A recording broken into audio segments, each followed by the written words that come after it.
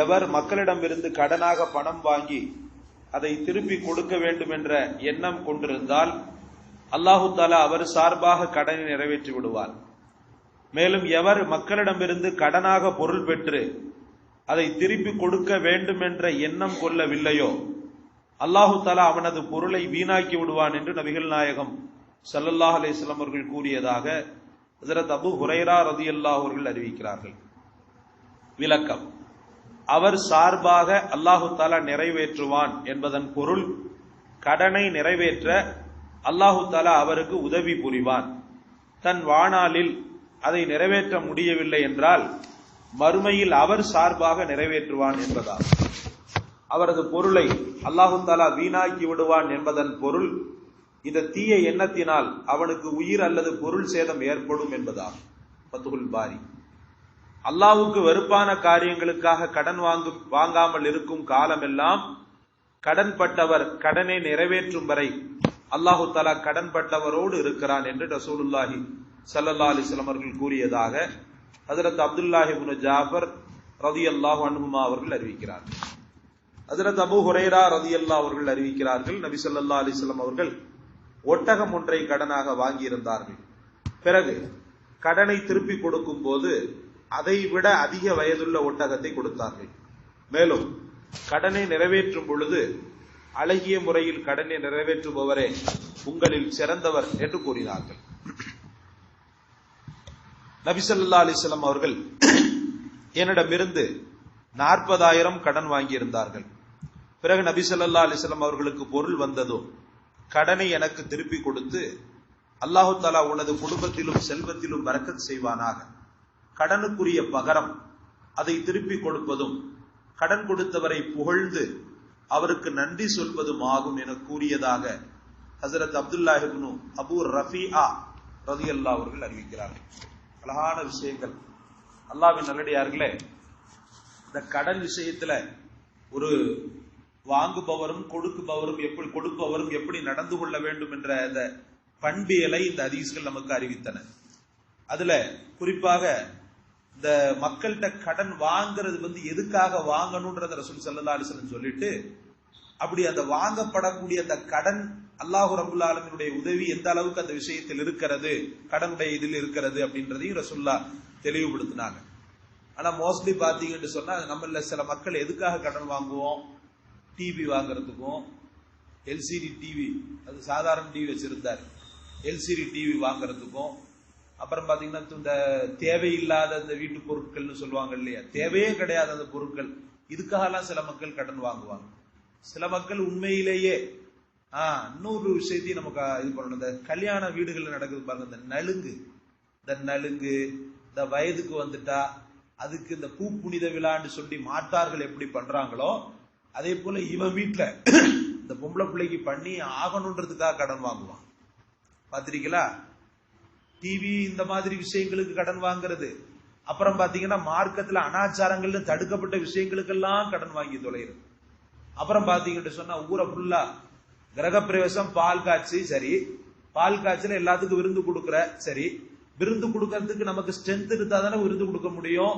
இல்லண்டா ஏதாவது தேநீரை கொடுத்து பிஸ்கட்டை கொடுத்து என் வீட்டுக்காக துவா செய்யுங்கன்னு சொல்லி முடிச்சிட வேண்டியதானே. இதுக்கு என்ன பண்றது தெரியுமா? கடனை வாங்குறது. அப்படி மார்க்கத்துல சொல்லப்பட்டிருக்கா?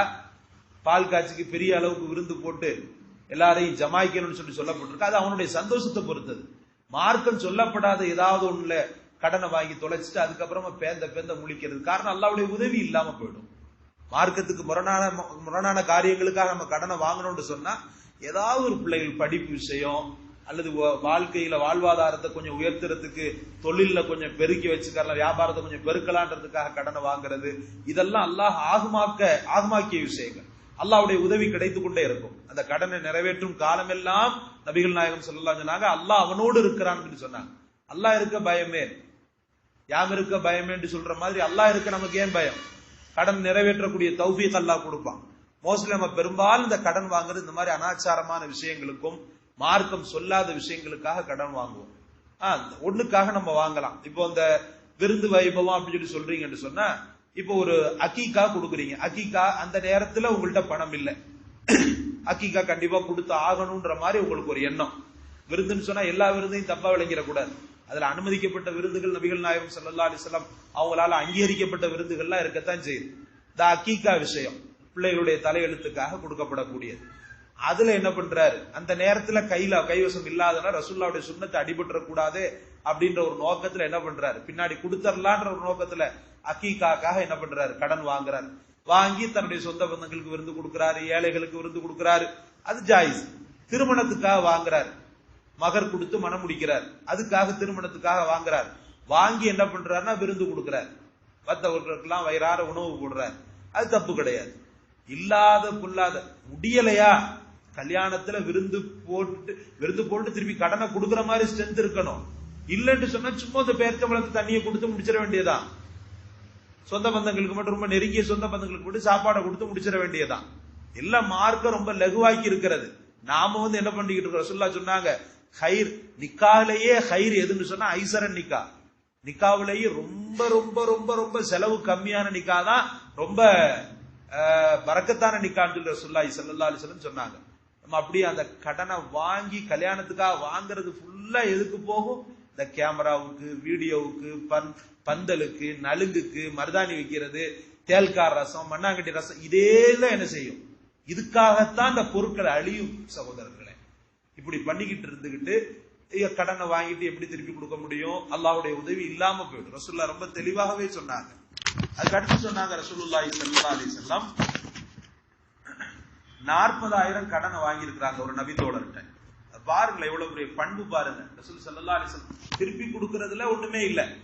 திருப்பி கொடுக்கும் போது உன் குடும்பத்துல அல்லாஹ் செல்வத்துல பரக்கத் செய்யும், குடும்பத்திலையும் செல்வத்திலையும் அல்லாஹ் பரக்கத் செய்வானாக அப்படின்ற நல்ல வார்த்தையை சொல்லி கொடுத்துட்டு ரசூலுல்லாஹ் ஒரு அழகான ஒரு வழிமுறையை கற்று தந்தாங்க. உங்கள ஒருத்தர் கடன் வாங்கி அதை திருப்பி கொடுக்கும் போது அவரை புகழணும். யார, அந்த யாரு கடன் கொடுத்து உதவுனாரோ அவரை புகழ்ந்து அவருக்காக துஆ செய்யுன்னு சொன்னாங்க. புகழ்ந்துன்னு சொன்னா நீங்கள் பெரிய ராஜாதி ராஜா, அள்ளி கருண பரம்பரை, அள்ளி அப்படி ஒன்றும் தேவையில்லை.